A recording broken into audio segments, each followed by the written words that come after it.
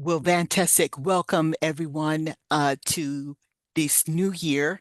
And I'm very excited. My name is Amanda Brown. I'm an associate professor here in the Department of Neurology at Johns Hopkins University. And I'm really delighted to introduce our speaker today, Dr. Carlo Colantuoni.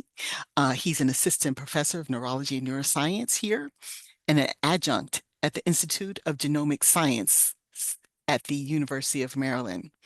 He pursued his undergraduate studies at Princeton before his PhD in neurosciences here at Johns Hopkins, and then did postdoctoral fellowships both at the National Institutes of Mental Health with Joel Kleinman and at our School of Public Health with Scott Zeiger. He started his first faculty position at the Lieber Institute for Brain Development, collaborating closely with Dr. Ron McKay's brain development group, and then also joined our Department of Neurology here at Johns Hopkins at that time. His group works to elucidate conserved molecular mechanisms in human cell biology and pathology by developing and applying novel data decomposition tools, curated collections of multi-omics data sets focus on particular cell and disease contexts. His lab integrates both in vivo and in vitro stem cell systems to gain deeper understanding of human functional genomics, focusing first on human variation across early embryonic and neocortical development, and more recently on neuroinflammation and neurodegeneration. He's worked extensively creating the neuroscience multi-omic, or for short, NEMO, analytics platform with collaborators at the University of Maryland. And this has led to the neocortical development data exploration environment and implementation of projection tools for delineating shared molecular dynamics across biological systems.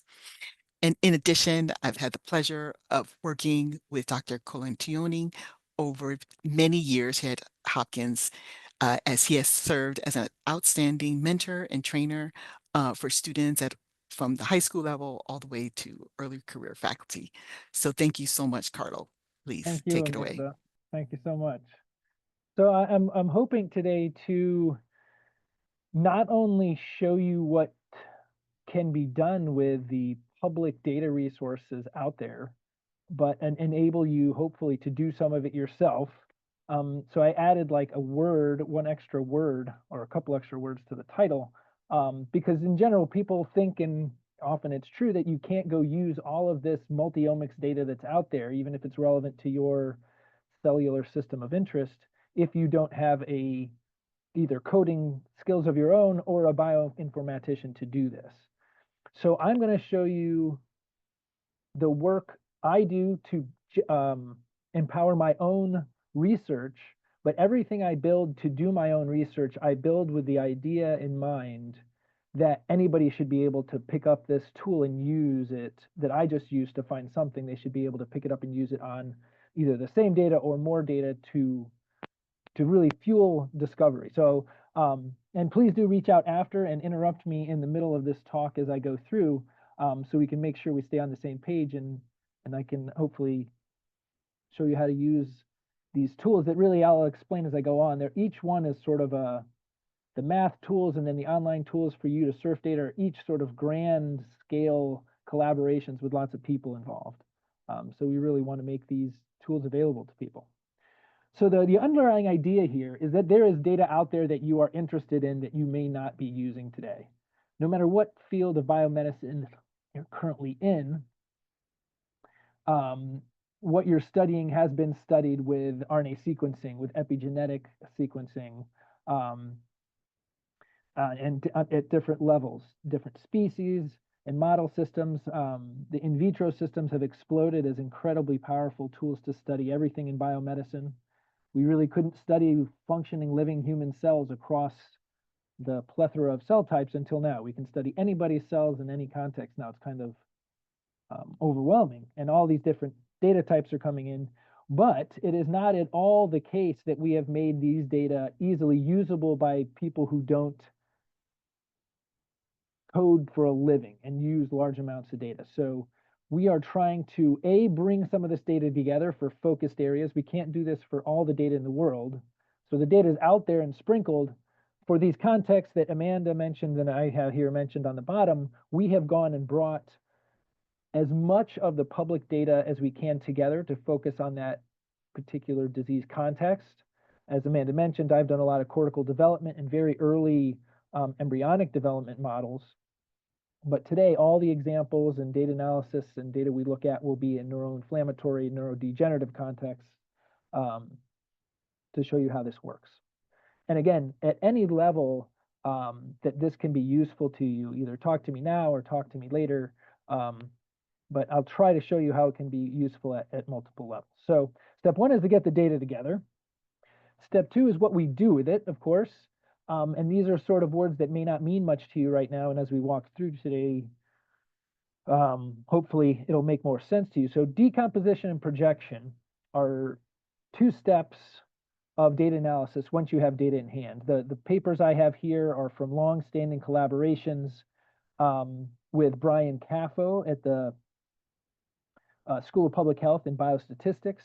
We've had a really long, fruitful collaboration that now also includes Genevieve Stein O'Brien, who was my first graduate student and who is now faculty in the neuroscience department. So we're still working together to build these tools. But the basic two steps we're thinking about here, decomposition and projection, are decomposition is breaking apart. So if you think of each paper you know of that has a data set of interest, think of that like a matrix or a spreadsheet. And maybe there's 10 data sets you know out there that are relevant to your cellular question in mind. Each one is a matrix of, on the rows, genes, and on the columns, samples. Now that can be very many different things. That can be transcriptomic data, so you know how much of each gene is being expressed and how much in each of your samples. It could be a small data set of 5 bulk RNA sequencing samples versus 5 other treated bulk RNA sequencing samples. Or it could be a huge data set with 1 million columns where each column is a single cell, and that column describes how much of each gene that cell is expressing. So the scope and range of these data sets is massive, and we definitely collect tiny experiments and giant ones as well. You know, these atlases give you great sort of assessment of the landscape of the different tissues we're now becoming molecularly intimate with, that we know so much about. But then tiny little studies can be interesting if they have a particular treatment or genetic implementation that's of interest. But either way, coming back to these two words, the decomposition is grabbing one of those big sheets of data and finding patterns in it or pieces in it. The mathy way to talk about it is finding the low dimensional order in high dimensional data. So if you have 30,000 rows, each one is a gene. It takes a long time to look at 30,000 genes. You don't really understand them looking at one at a time. But there could be 5 or 10 patterns that repeat in those genes that are of interest to you. Maybe something that comes on early in a time course with lots of genes and something that comes on later, a different packet of genes. So the decomposition is really a mathematical way to take these data sets, either one at a time or several at a time, and we'll see how to do that a little bit differently, and break them apart into pieces. So once you have that piece, it's a quantitative description of either a epigenetic or transcriptional module. And projection is basically the process of assessing the strength of the module you found in maybe your cell type or treatment of interest and looking at other data sets. When I squirt this cytokine on microglia in a dish, does it turn on some of the same genes that are turned on, say, in vivo in MS when you have an active lesion? And that's really that notion of connecting data sets like that via transcriptional signatures or epigenetic signatures is really what this is about. That's why step one was getting all that data together so that when you get a molecular element of interest from a decomposition, something that you're interested in that a cell is doing, what other cells are doing it in what other contexts? What other agents might push it back the other way or might push it up, where it would, depending on what you might want to do in a cellular system. So those are the two big steps in the general approach I'm going to outline. And really, the third is a way to interface with all this. Now, I myself and many people code in languages like R or Python to do all this. And very quickly, what I realized as I was building my own collection of data and tools offline is that even for my own work, it would be so much smoother and quicker to say, look at gene signature X when I put on a cytokine across 10, 20, 30, or 100 data sets. Doing that with coding gets to be really, you can do anything you want with coding, but if you're doing a lot of things, especially a lot of visualizations, having an automated online system is a huge benefit. So I use the Nemo Analytics site daily for my own exploration, and I build pieces of it daily. And I hope to show you today how it can be useful to you. And this is the publication. It's now in revisions at a journal, but it's on bioRxiv, so you can look at it. This is really where we kind of put together all these collaborations, all the biostatistics collaborations to come up with the matrix math to break apart the matrices and then look at the effects in other matrices are in there. And the tool itself, which this is a screen capture of, is really presented there where you can look at all this data. And this publication is for the brain development environment. And Yash is the first author who really did a lot to really empower this environment. And the NEMO environment is actually housed or built by a group of web developers at the Institute for Genome Sciences across town. Amanda mentioned in my introduction that I've had a long-standing collaboration there and still have an adjunct appointment, so stay connected very closely. And people like Seth Ament and Anup Maharkar over there have really for years been working together. And Rona Hertzano, who was there, who is now at the NIH. We've been working together in many different ways on many different projects to really build up the utility and ease of use of this system. Okay, so right now I'm not going to jump to the website, but almost every picture I show you, including these here, are screen captures from the live functioning website. And toward the end, I'll jump on to show you how it works a little more and show you how you might be able to use it. So those are our 3 steps. Get the data together, break it up, and look at those pieces across your data collection, and make sure you can do that in a quick, easy way, whether you're coding or just clicking on the website. Okay. So I have a few slides here that are very much like the recent Grands Rounds I did.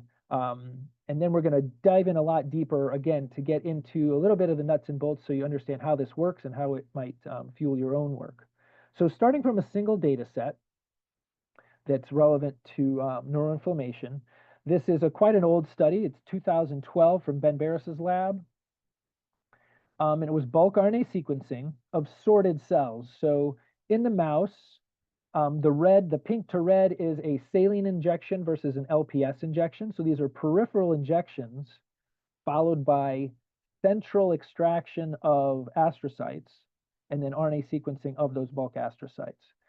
So what this is a picture of is the composite expression of genes if you simply compare the vehicle to the LPS treated animals, get a list of differentially expressed genes and take your top 25 genes, and this is their sort of composite expression. So not only do they go up when they treated with LPS, but in this same setup, instead of using LPS, they also did a stroke model, so a middle cerebral artery occlusion, and looked at a 1, 2, and 7-day time course there.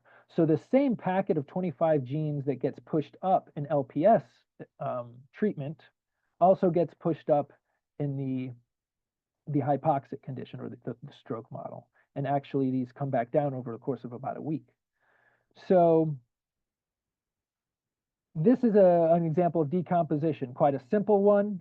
You take 2 groups and you do a treatment, you do a differential expression and get a list of genes. So then this is that list of 25 genes. Some of them might look very familiar to people on this call. Lipocalin-2 is a super famous gene in innate immunity. It's has an amazing range of functions, but in one of its most direct is to simply fight over iron with bacteria. So if the bacteria growing in you cannot harness iron, their growth is severely limited. That's one of the many things lipocalin does. It also acts like a cytokine on its own, I think. Another one that's maybe very well known is this SPP1. It's a phosphoprotein that often gets turned on in neuroinflammatory states. And we'll come back to what these genes are, but this is just to kind of demystify it. It's just a list of 25 genes that we observed in Ben Barris's experiment to go up when mice are treated with LPS.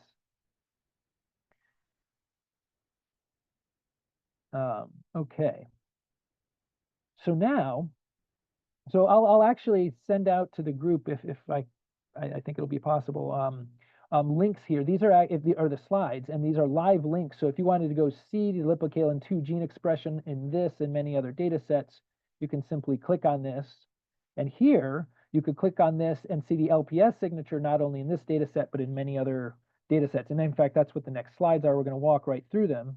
We're going to be looking at the aggregate expression of this set of 25 genes. Okay, so, and here, again, we're going to walk through a bunch of other data sets that I've already collected that are relevant to neuroinflammation, and we're going to be looking at this LPS signature in those data sets. So this is from Paul Teaser, who has been a long time investigator of oligos and astrocytes and glia in general. And in this experiment, they took mouse CNS astrocytes and treated with a range of cytokines. They did both bulk RNA sequencing and single cell. And when we look at the expression of our packet of LPS induced genes in astrocytes, we're now in the same cell type. In both cases, bulk sequencing across the top, but of the purified cell type, astrocytes only. And you can see with all the different combinations of cytokine that they play within this paper, all of them turn on this packet of 25 genes that is also turned on by LPS in vivo. And we could look one by one to see which of those 25 are up. This is the aggregate expression, so we don't know which of them is involved more in this increase and which are not. But then you can see the same thing at the single cell level. So this is now a map where every dot is a single cell in this experiment. Again, the treatment of astrocytes with cytokines in vitro. And the ones they treated are in blue, and the ones that were not treated with cytokine are in orange. And you can see, as per the scale bar, all of the astrocytes that were treated with cytokine are blowing up this signature. And there's very few astrocytes that did not see cytokine that have turned on this signature. So this is kind of a proximal experiment. It goes from an LPS treatment in astrocytes to a cytokine treatment in astrocytes, but you could imagine why that would be a highly overlapping transcriptional program and also in the same cell type. But something we know about the innate immune system is that the innate immune system kind of lives in all of our cells. And so now we're going to start to walk through other data sets that work with different data types and cell types to see other places where this is seen. So this is another Ben Barris experiment, single cell sequencing from the mouse CNS during development. And again, so each dot is a single cell from this developmental experiment. And as you'll see right here, there's a pocket of cells that are expressing this packet of LPS responsive genes at higher levels than the others. And this is this light green here. And what the light green turns out to be is postnatal DAM-like microglia. So DAM are disease-associated microglia that were, that DAM signature is derived from Alzheimer's models where they were studying microglia as well. And really, there's a lot of these reactive signatures that are now being seen in the literature and seen over and over. So this is really what we need to do, is get all sorts of data sets together to look at them and see where they're happening and not, and how they can be modified. But where this astrocytic LPS signature is coming up is in microglia now. So we've already jumped cell types. And in fact, they don't have any, I guess because it's early, they didn't have any astrocytes in here, but it's the reactive disease-associated microglia that are expressing this same packet of genes. And again, not surprising given these two cell types and their roles in innate immune responses, but it's interesting to be able to see this quantitatively and across data sets. So now I'm just going to walk through a couple more to give you an idea of what data sets are out there and how we can keep using this this signature to go searching. This is now single cell RNA sequencing from the human brain in individuals that died of severe COVID. And in this map, there are very clear cellular subsets showing up. Here is blazing. That again is microglia and not astrocytes. The astrocytes are here in red, which is here. And you can, I don't know if you can see, but in there, there are sprinkled some dark red dots, but not nearly with the expression levels or intensity that's expressed in microglia. And there's another little island of cells here in the middle, which is actually endothelial cells. So again, we got this LPS response signature from astrocytes. It's highly expressed in microglia, astrocytes, as well as endothelial cells in different contexts. Okay, I'm going to keep walking. Okay, so this is a fun example from Michael Kornberg's data. So he passed me this data in 2021, and actually very recently, I think within days, they just published the study looking at a bryostatin modulation of this LPS response. So they had, it says macrophages here, but it's actually a mixed glial culture that they used from mouse brain. And here, it looks like that LPS signature goes up in every LPS condition they have. This is LPS plus interferon gamma. This is LPS plus the bryostatin compound that has been shown to, in different contexts by Dr. Kornberg and others, to have anti-inflammatory effects in different contexts. And the last one is LPS, interferon gamma, and bryostatin all together. So any of the samples that saw LPS really turn this on, and there's a huge gap here. And I did not know that the paper came out until just last night. I emailed Michael and said, "Oh, can I show some of your data?" He said, "Sure, the paper's just out." So I took a peek at the paper, and this is a lesson in sort of data observation and data visualization. So it really looks like nothing is going on except anytime the cells see LPS, they turn on this signature. But if we just take one more step and zoom in on the data, so these are now 3 different LPS conditions: the LPS alone, the LPS interferon gamma combo, and then the LPS bryostatin.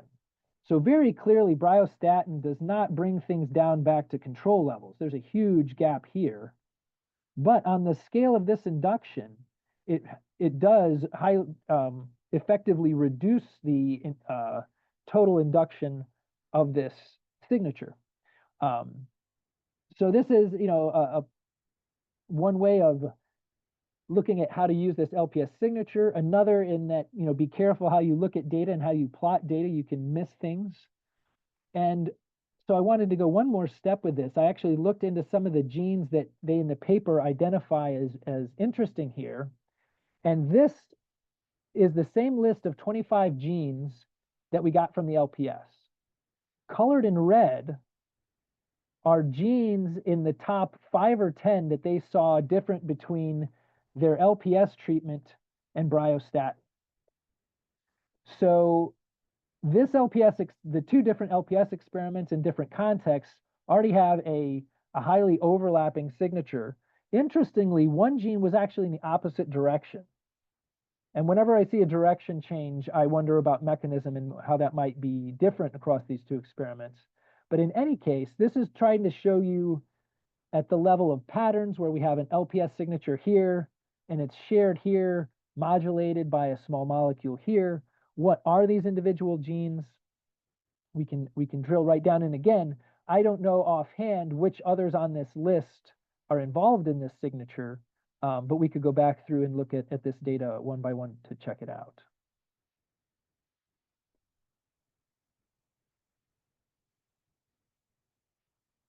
Okay. This is one more.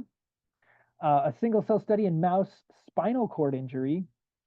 When we project this LPS signature into that, there's some little pieces on this map. You can see there's little highlights here. This is the astrocytes. These down here are endothelial cells. And these, I believe, are the leptomeningeal cells down there. So it's hard to see on the UMAP, but if we just take another step, this is the exact same data broken into violin plots. So this is, again, the y-axis is now this same LPS signature. We have it broken down by cell type and also by time from injury. So the first violin is uninjured, and then it's 1 day, 1 week, 3 and 6 weeks. And so what you first notice actually is microglia are not the highest. Those leptomeningeal cells are a little higher in expression. But what you notice about every cell type is that the day 1 after injury, all these cell types, virtually every cell type measured in this single cell experiment, is turning on probably many more things, but at least this packet of 25 LPS responsive genes are coming up immediately, or at least within this 24-hour period of spinal cord injury.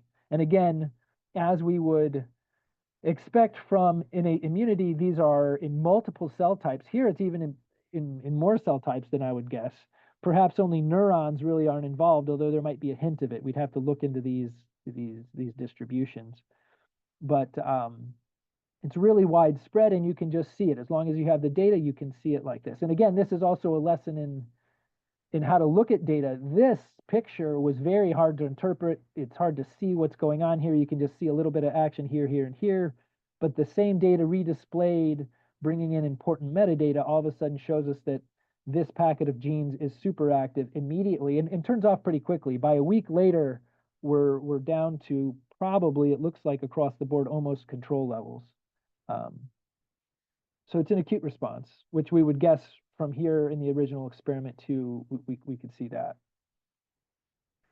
Different ways of seeing biology with the same signature. And again, all of these are screen captures. All of this can be done by pointing and clicking in the NEMO Analytics environment, because two things have been put there. One is the interesting related data sets, and the second are the algorithms to do these projections. And in this case, it's simply the algorithm is just add up the 25 genes. But as we'll see later, when we get into the more mathematically complex decompositions, the math to do these projections is quite involved. Okay, so here we go. This is a recent study just last year. It is in the peripheral immune system, but again, as I keep saying, the innate immune system has lessons to learn or lessons to teach for all cells. But in any case, this is the kind of study that's really becoming across fields very common now, which is kind of an atlasing study. So they sequenced 400,000 individual cells, the RNA from 400,000 cells out of mice. Now, they used about 300 mice. They captured cells from a particular lymph node that was easy to access. And before doing so, they gave these 300 mice either nothing or individual cytokines, and they gave them 86 different cytokines. So that's why we're up around 300 animals. I think they use 3 animals per cytokine. I think it's 24 hours after cytokine treatment. They then drain those lymph nodes, capture single cells, and sequence them. So from 300 animals with a range of 86 cytokines, we have all the immune cell types that are coming out of this lymph node treated with different cytokines. So that all of what I just said is contained in this map.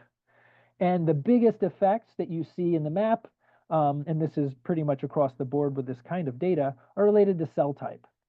So your monocytes are over here. Neutrophils are kind of a dense, compact cluster down here. And then green, all of these are different macrophage populations. So I'm highlighting the 3 sort of innate immune cell types, but of course, as you see here, there's a plethora of B and T cells in the lymphoid lineage as well as dendritic cells in the whole array of cell types that are found in the mouse lymph node. That's where this data is coming from. And again, in the context of all these different treatments. And on here, you can't see which cell is treated with which cytokine, but of course, that's data we have here. So as we go through and look at this, that'll come into play. Okay, so now this is again a redisplay of the same data in the UMAP here, but in a violin plot. So now we're looking the expression of these 25 LPS genes across cell types in the mouse. And you can see that the cell types I was pointing out, the innate immune cell types, are the ones that have highest expression of this signature. And we don't know offhand which cells treated with which cytokines are responsible for the increase in this. And that's what we'll be interested in next. So now I really want to transition to which mouse lymph node. I'd have to go back and check. So if we, I can quickly do this. Let me do this for you. We can do this fast. Let's find out. Or in fact, what I'll do is I'll put the PubMed ID in the chat, and if somebody wants to go look it up immediately, you can do that while I keep talking. And that's another thing. Whoops, I went forward a little bit here. Sorry. So right in Nemo, if you're looking at this data in Nemo, there's a button you can click on that will take you immediately to the publication. So the Nemo environment is not only trying to bring data to you, but it's almost also like a scientific notebook. If you collect a couple data sets, you can surf the papers as well as the data in sort of an integrated manner. So yeah, you can check which lymph node, and please let us know, jump in and let us know if you see which node it is, what difference that might make. I'm not a immune system aficionado, so I'd love to hear that.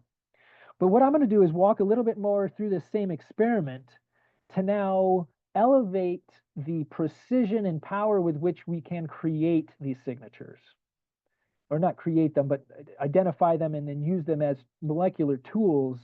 I often call them molecular tweezers to go pick out particular parts of other data sets.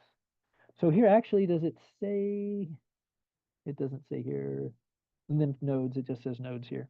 So this is a clip from the paper. So they have, this is just their experimental design. And I sort of described all this to you already.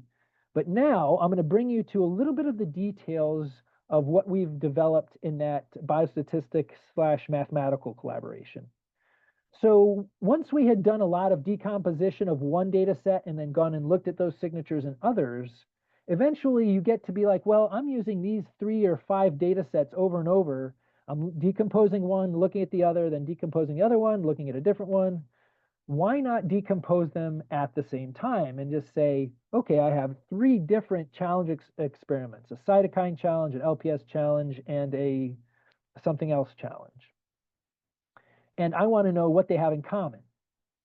So that's how we designed these joint matrix decomposition tools, is that you give them a number of matrices, and you, by breaking up the matrices in particular ways, you make the algorithms focus on particular things. So in the context of this data set, you could think of the whole thing as one matrix where you have your 400,000 columns and 30,000 genes as your rows. The 400,000 columns are individual cells that span both cell types and cytokine treatments.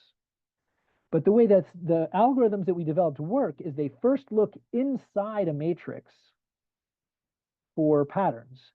And if you gave it 3 matrices, it'll look inside each of those 3 before it compares them, inside of each one to see what's going on.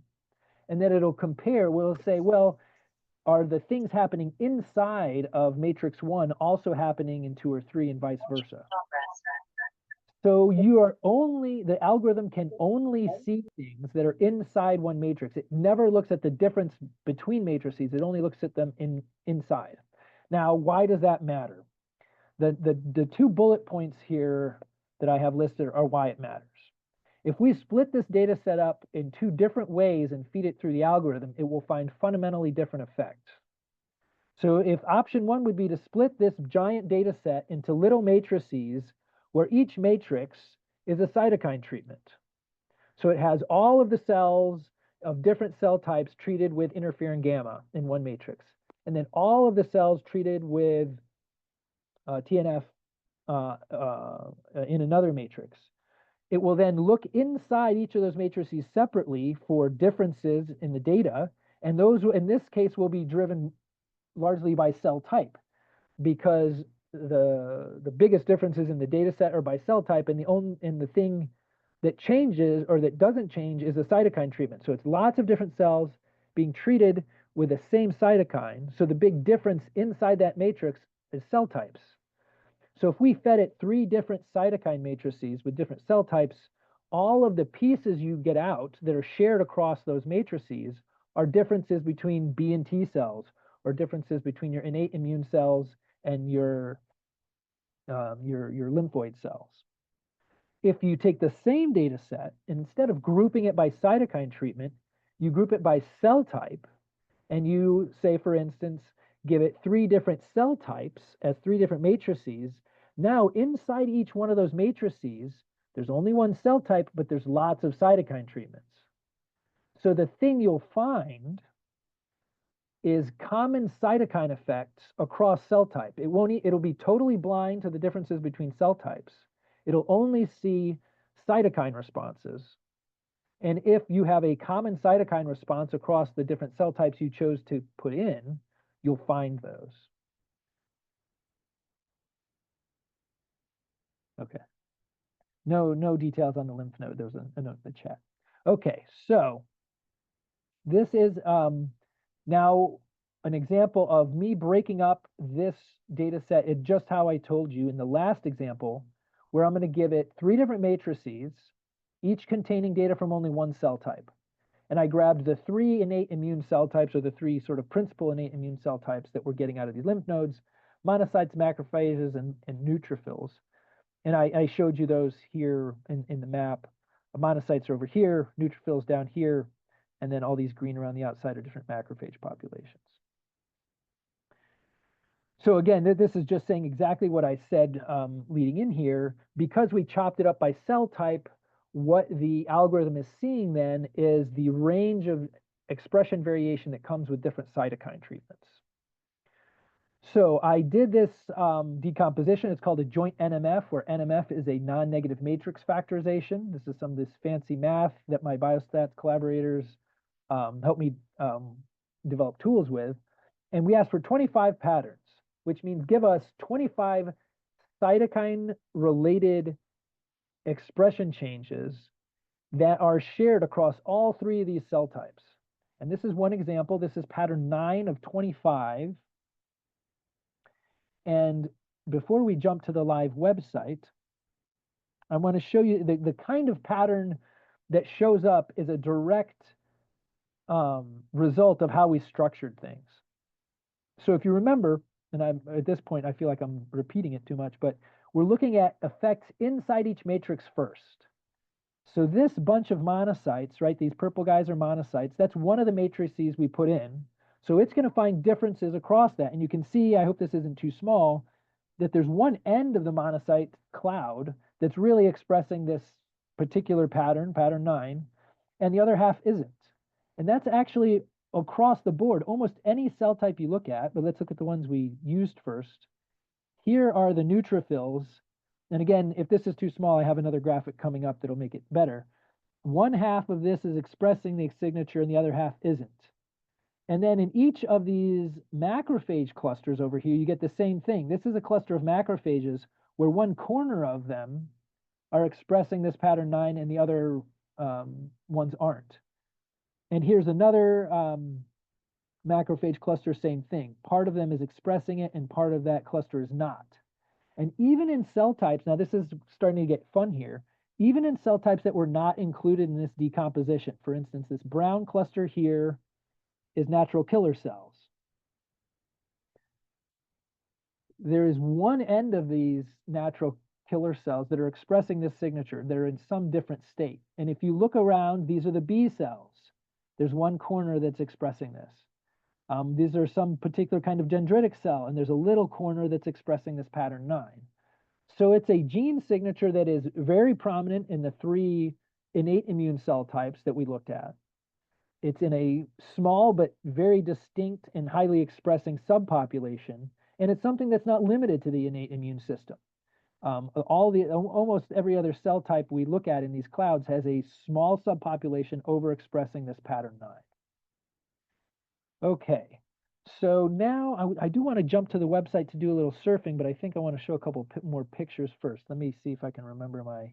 Oh, this is what should have been showing you. I made it a little bigger, but again here, just to zoom in, that's the monocytes, high chunk there. Here's one macrophage cluster, the highly expressing subset here, and so on. You see these subpopulations in the larger clusters that keep coming up.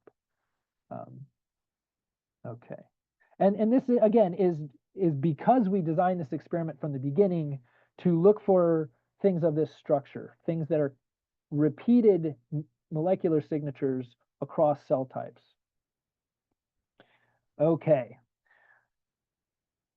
So I think I want to show you these pictures and then jump to the live website. This CXCL10 is a cytokine that is the single top gene in this pattern. So it's the biggest contributor to this pattern that is expressed in that whole range of subsets of different cell types. And here it's broken down by cell type, so we don't have to try to read the tea leaves of the UMAP. But as you can see, and now also we have which cytokine they've been treated with. So this is the monocyte cells. So that's these guys here in purple. And ignoring all the other cells, we're now looking at the monocytes broken apart by which cytokine they saw. So it's the interferons. This is many interferons. They've been grouped. And then the gamma gamma chain / IL-13 / TSLP cytokine. So these have been grouped. They did 86 different treatments. So each of these is kind of a related group of cytokines. But the cool thing is that now we can see not only that these are shared molecular signatures that happen across different immune cell types. Sorry, I'm reading the questions. You initially specified last time. Yeah, so I'll talk about the 25 patterns in just 1 second. Yeah. So, but in this one of those 25, we can now see that not only is it specific to particular cell types, but it's specific to particular cytokine treatments. And so now we have a cytokine specific, or at least a cytokine class specific signature that's coming from the innate immune system of the mouse, but clearly shared by some of the other cell types in the mouse as well. And now I'm going to jump to the live website. But before I do, the 25 patterns is indeed arbitrary. So when most of our algorithms, you can name the number of dimensions you want. And there's 2 ways of looking at that, the biological way and the mathematical way. The mathematical way in general is when people call it the rank or the dimensionality of a data set. So knowing what number of dimensions you should look at, in my head, you need to use both those perspectives, the biological and the mathematical. The mathematical one is to say, well, what if I ask for 1 to 100 dimensions and I look at how well the data is fit by those different, so you get a dimension that looks like this, where this would be, say, your error in fitting the data. This would be 1 dimension to 100. And you look at how much better you can explain the data as you add dimensions. And you look for things like an elbow. If people are aware of the scree plot that looks at PCA analyses, you end up getting what ends up being diminishing returns. You get lots and lots of error reduction every time you add a dimension up to a certain point, then it starts to flatten out. So that's a nice point to take. But biologically speaking, the other thing you need is just level of resolution. If you wanted just to see, if there were 3 cell types in your experiment, and you wanted basically to see the cell type effects, you can ask for 3 or 4 or 5 dimensions. And so that would be somewhere up here in the curve. But if you really want to get into the molecular specifics of things and break down what's happening inside of each one of those 3 cell types, you're going to need 10, 20, 30 dimensions, which is going to be up here. So in general, in the most involved cases, what I usually do is look for a scenario. I'm going to redraw this same thing here. And what usually happens is something like this, where I look for a low dimensional and a high dimensional level that gives me the most computational bang for the dimensional buck, and is at one at a low and one at a high resolution. Because there really is no perfect answer to this question of how many dimensions are there. In fact, even 30,000 dimensions, one for each gene, has been greatly reduced. We're totally ignoring splicing by doing gene level analysis. So, even looking at genes is sort of a dimension reduction step of the first order, going from hundreds of thousands of loci in the human genome that are expressed in differing ways, getting squished down to protein coding genes, and without splicing. So in any case, that may be a long-winded explanation of the dimensions, but the 25 is arbitrary except in the context of the ride of looking at these dimensions that I just described there. And I think it's important for both the biologists and mathematicians to give a little on that. And what I just said probably ruffles some mathematical feathers, but satisfies biological. But the mathematicians also have to realize that there isn't one level of analysis, even if it is most efficient or least error. Can I ask a sort of clarifying question? This might be more involved. Absolutely, jump in, Ed. Great. So I understand the comparison you're trying to make with the scree plot in this instance. Are you also sort of generating a scree plot to then choose your dimension here, or is there a different type of plot that's being generated? Like So what it's exactly are not you a scree plot just because it's calculating something slightly different, but yeah, I really like to have an idea of where I'm getting the bang for my buck and error. And in that, actually, the Sonthalia et al. Publication I mentioned at the beginning, I had made this, but actually hadn't shown it. And one of the reviewers asked about dimensionality, so it's going to go in the paper. And I do exactly what I described. I pick a low and a high. I don't know what to call it because the scree plot is specifically for the percent variance in PCA right, plots. But in right. this error plot, yeah, I usually really liked, and I usually pick a high and low because you want a bird's eye view of your data and you want some details from the data. And you can inform that with this kind of plot. Does Okay. that And answer then the this, question, Anna? yeah, that did. And this might be jumping ahead, but when using Nemo, is that something that you can basically just look at it and choose, I want this high one, No, this yeah. So the only thing you can't do in Nemo right now that we want to get in there is the decomposition that I'm talking about. gotcha, okay. So what I can do though is take this decomposition I did offline and upload it to Nemo. Uh-huh. And in fact, if that's the end of your question, I'll jump to the live website now and show you exactly that.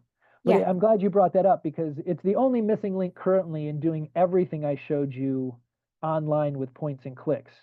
So all the data is there, the surfing of it is there, and the looking at it. I did the decomposition of this study offline and then uploaded the gene list. So each of these 25 patterns has a gene list associated with it with a weight for each gene. And that's how we do the projection with all the matrix math in the background. And so let's jump in and look right at it. So if I click on this, and again, if you get these slides, you can do exactly that. If it's in presentation mode, you can click right on that. And this is actually going to take a second to load. So I am going to go, I have this open elsewhere already. So this is the Nemo website. So over here, there's a little sidebar with lots of things you can do. I'm not going to get too practical today. Absolutely reach out if you want to learn how to use this. This is the data collection we're looking at. So each box here, just like in my talk, you can already see these kind of look like plots we've seen. Each box is a paper or a data set. Some papers have multiple data sets. This neuroinflammation collection has a huge number of data sets, as you can see here, all on this one page. And this is my long-winded way of saying, this is the last author of that study, the immune dictionary study we just looked at, where I grabbed the 3 innate immune cell types to look at cytokine effects. And I asked for 25 patterns with a joint NMF. So that's what these are right here. So I'm clicking on pattern 9, and I'm going to slide down here to where we started the talk. So now this is a view of that Ben Barres experiment that we grabbed an LPS signature from. And this turns out that this pattern 9 that is shared across the innate immune cells of the peripheral mouse lymph node is also slightly increased in astrocytes centrally. So, and again, we can look behind the scenes at which gene, or behind the picture at what genes this would be. But for now, I'm going to walk through a number of different data sets just to show you sort of the amount of transcriptional landscapes and experiments that we can look across with this. And just to show you a little bit of this, if you click on these 3 dots, this will take you to the PubMed entry for this data set. This has just a quick and dirty description of it. If I have any other way of displaying it in different ways, if you've already, you can create these custom, you can create different ways of looking at the same data. As I showed you, looking at different pictures of the data in different ways, you see totally different things. And the other thing I can do is say, I just want to look at this one data set right now, kind of clear my mind, make a little bigger plot, and there it is. Both in the LPS and the middle cerebral artery occlusion model, this innate immune system signature is present. And now just to look at sort of the diversity of data that we can get into here. This is another LPS experiment, but done in the context of Alzheimer's genetic engineering in mice, where we can see that not only is the LPS higher than the control, but the genetics itself actually give you an effect. Now, again, the y-axis here is our pattern 9 that we got out of the innate immune cells of the mouse. And we're now looking at, these are microglia sorted out of the brains of genetically engineered mice under LPS treatment. So again, just the data gives us the power, the data and the signature together, because I had to upload these signatures to Nemo. But for instance, to give you an idea, if you're reading a paper and table 2 is a list of genes that go up in a condition that's of super interest to you, you can download that table, upload the list of genes to Nemo, and any data set that's in Nemo, then you can look at the composite expression of that list of 20 genes from table 2. This is a little more fancy because we did that whole decomposition. But as far as what you can do if you don't code and you don't play with these giant data sets, even without coding, you could download a table, upload it to Nemo, and check out whatever it is you want to check out. Here's another one. This is a combination of LPS and cytokines in primary microglia. So, and again, we're seeing this effect. In each case, it's important to remember what we're coming back to. It's a new experiment each time, but it's the same innate immune response that we got with that joint decomposition. And this is one I really wanted to show today because I know of the interest of many in this audience. There is a dearth, a paucity of in vivo human RNA sequencing in the HIV literature. There's a couple places starting to produce it. But this is from 2012, so this is quite old data, but incredibly useful. They have controls that are HIV negative, and then 3 different groups of people living with HIV that had differing cognitive status. So the increasing red goes from no cognitive impairment in pink to some neurocognitive impairment in the red, and then that brick red is full-blown HIV-associated encephalitis. Now, this signature that we got from the innate immune cells in the periphery of a mouse is clearly associated with this worst case scenario. The encephalitis group in all cases, no matter if you're in white matter, cortex, or striatum, is really, really up there. Now, I've looked at this data set a lot, and there are not a lot of things that look like this particular pattern. And again, coming back to what we're looking at, it's important to remember this signature did not come from this data set. We got the signature, this pattern 9, from the innate immune cells in a mouse lymph node. But again, you need to, whatever biological context you want to explore with these data sets and tools, you really got to know the system, because if you didn't know about the innate immune system, it would just seem like everything is being expressed in the wrong cell types. None of the cell types we saw in the mouse lymph node exist here, except we know that microglia are the tissue resident macrophages of the brain. So this makes sense. And if we have single cell data, we can get into what exact cells we think are responsible for these changes.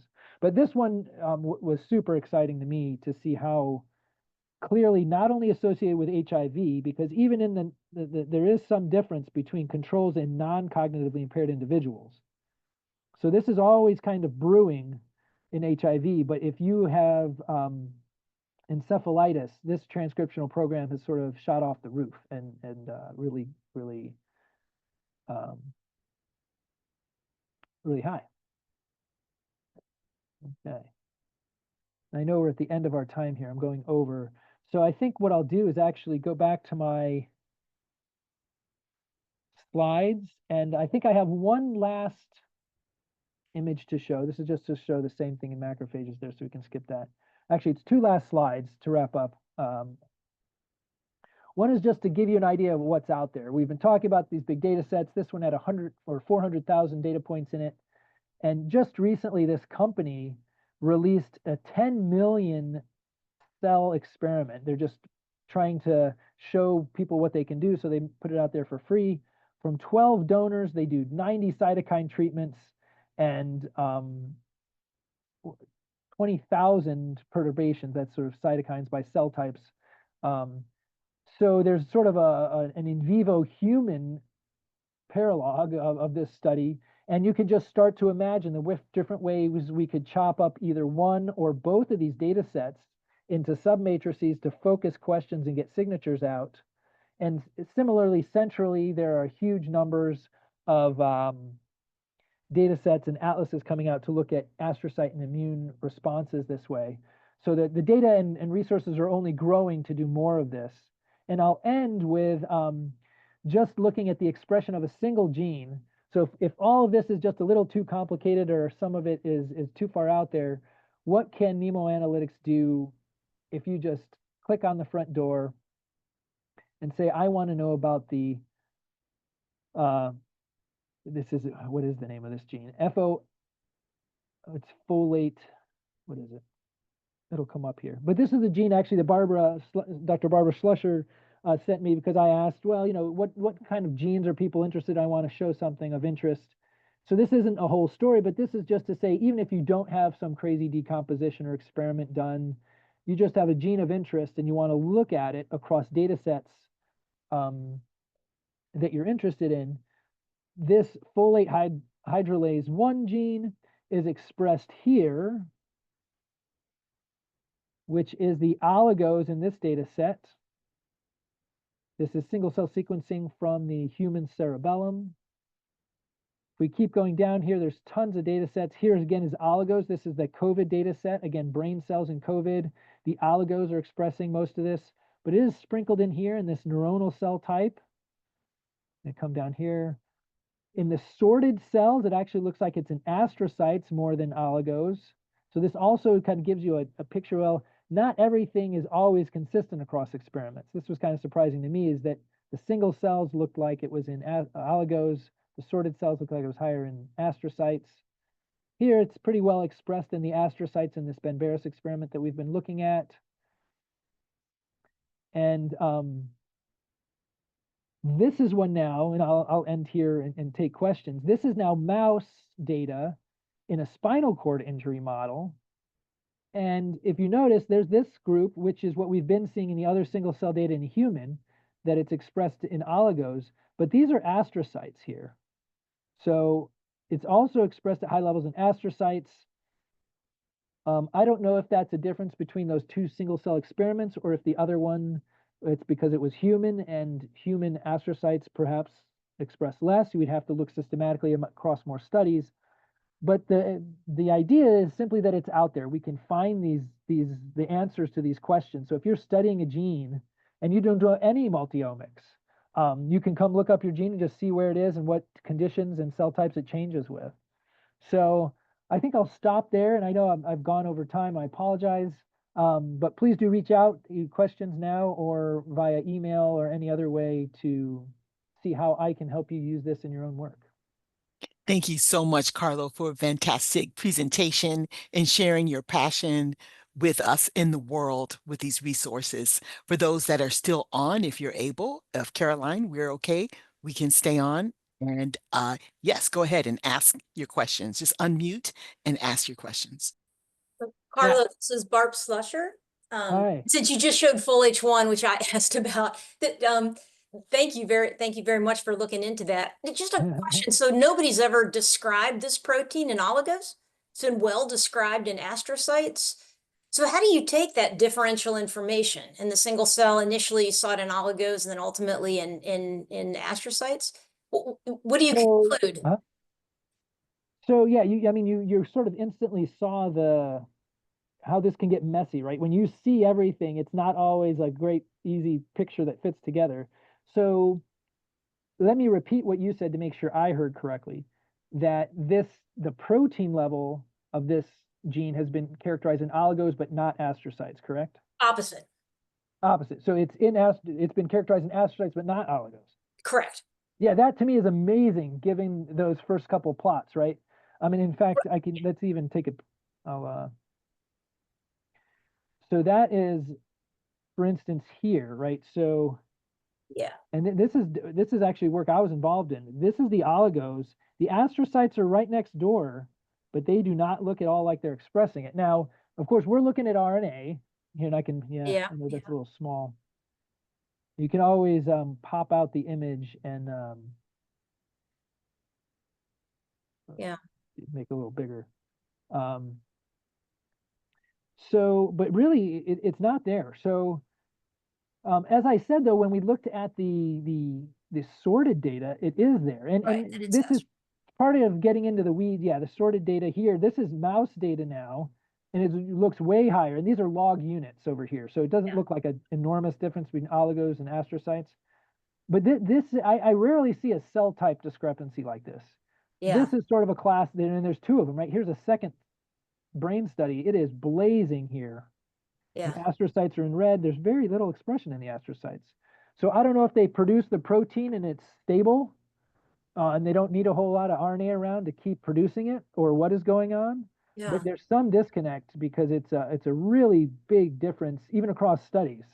And before we look at protein data that you're talking about, this is all RNA and it's not even consistent here. Some of these studies really show it higher in the oligos, some show it really higher in the astrocytes. I found this was interesting. This is yet another Ben Barres study, just to give credit where credit is due. So many useful studies that he provided us. In any case, the highest samples are these sclerotic astrocytes, but then all these other mature astrocytic and fetal astrocytic samples do not show this gene. So it might even be a context specific scenario where things are turned on.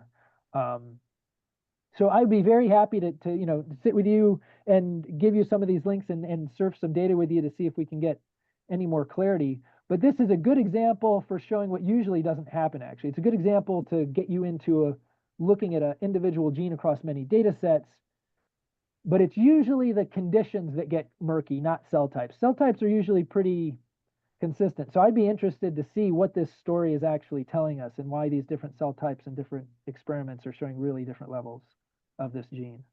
Well, thank you. And I'll follow up with you after. I'll follow up with you. Great. Yeah, I'd love to talk with you. Hey, Carlo, can I ask a question? Yes. Yeah, so I'm sorry I joined late, like 20 minutes late, and missed the important talks. Your talk is very, very informative to me because I'm new to the field. So I'm working on like innate immune cells. So in the brain, what we should focus on, like based on your data, like astrocytes or microglia, or something special, because I'm working on neuroinflammation in vivo, all the in vivo, not LPS induced anything. We HIV model. So which we should focus, because I remember you one slide you saw CXCL10 one chemokines, they significantly increase variation. So we should focus on the astrocyte or microglia or some other cell types. So I don't think my current work would direct you to look at any one cell type over another. I think what my my story would direct you to do is step one is take the genes or cell processes you're already interested in if you have some realm of interest, and whether it's in your own data or in these data sets, just like we were looking at the folate hydrolase gene, look at some hooks, some either signatures or individual genes you are interested in, see where they are expressed, and know what cell types to go into. Because one thing that I have learned in my little time in the innate immune system is that cell types can surprise you. It's very common that if I get an activation signature from a single cell type, that it shows up very strongly in endothelial, microglia, astrocytes, even neutrophils or macrophages that are coming in from the periphery. So without any other information, I wouldn't say there's some key cell type to focus in on here. I think knowing what it might be more interesting actually is to know some molecular pathways Okay. that are shared across cell types, but that can be therapeutic targets across indications. I think that's kind of the mode we should be thinking. Okay. Yeah. Okay, thank you. Yeah, you're very welcome.